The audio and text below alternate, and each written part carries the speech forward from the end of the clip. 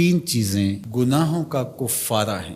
فَإِسْبَاغُ الْوُضُوءِ فِي الصَّبَرَاتِ، جھاڑے میں ٹھنڈے موسم میں پورا وضو کرنا ہے، مکمل اہتمام کے ساتھ وضو کرنا موسم سرما میں، یہ گناہوں کو مٹا ڈالتا ہے۔ اور دوسری چیز ارشاد فرمائی وَإِنْتِظَارُ الصَّلَاةِ بَعْدَ الصَّلَاةِ، ایک نماز کے بعد دوسری نماز کا انتظار کرنے بیٹھ جانا، کہ عصر پڑھ لی اب مغرب پڑھ کے جائیں گے، مغرب پڑھی اب عشاء پڑھ کے جائیں گے، تو ایک نماز کے بعد دوسری نماز کا انتظار۔ حضرت عبداللہ ابن عباس رضی اللہ تعالیٰ عنہ فرماتے ہیں کہ حضور فرماتے ہیں کہ میں نے اپنے رب کی زیارت کی۔ حضرت عبداللہ ابن عباس فرماتے ہیں کہ میرا گمان ہے کہ یہ حضور کسی خواب کی کہانی سنا رہے ہیں۔ تو ارشاد فرمایا کہ جب میں نے اپنے رب کی زیارت کی تو میرے رب نے مجھے کہا کہ یہ فرشتے جو ملائے اعلیٰ میں بحث کر رہے ہیں یہ کس امر میں گفتگو کر رہے ہیں، فرشتے کسی معاملے میں تکرار کر رہے تھے، تو ان کی گفتگو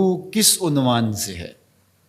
تو میں نے کہا کہ مالک تو بہتر جانتا ہے، مجھے معلوم نہیں ہے۔ تو اللہ نے اپنا دست قدرت میرے دو کندھوں کے درمیان رکھا اور اس کی ٹھنڈک میں نے سینے میں محسوس کی۔ فَتَجَلَّى لِي كُلُّ شَيْءٍ وَعَرَفْتُ، ہر شے میرے سامنے روشن ہو گئی اور میں نے ہر شے کو دیکھ بھی لیا اور پہچان بھی لیا۔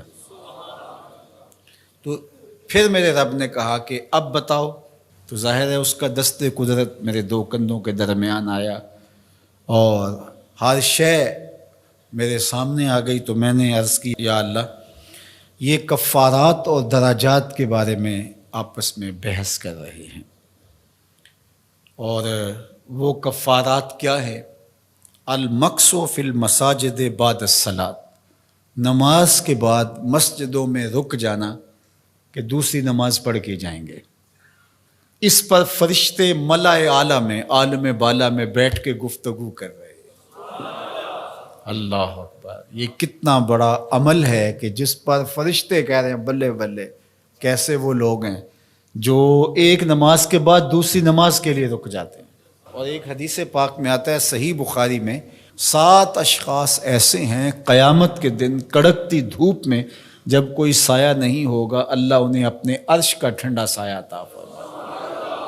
ان میں سے ایک وہ آدمی جس کا دل مسجدوں کے ساتھ جڑا ہوا ہے، مسجد کی حاضری اسے بہت پسند ہے۔